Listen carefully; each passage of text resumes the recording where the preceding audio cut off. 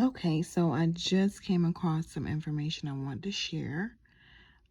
These are some of the companies that are like third-party companies that report information about us, consumers, to like the big three credit bureaus. And these are some of the companies here. You got Advanced Resolution Services, CoreLogic, you have Innovis, LexisNexis, SageStream, and what else do we have?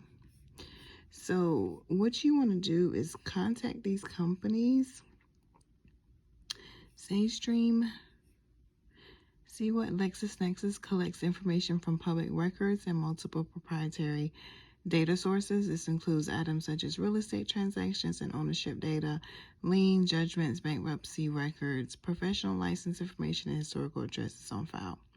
So you can go to the Consumer Financial Protection Bureau and get a list of these companies, because these are the companies that's providing the information to the big three, which is Equifax, Transunion, and Experian.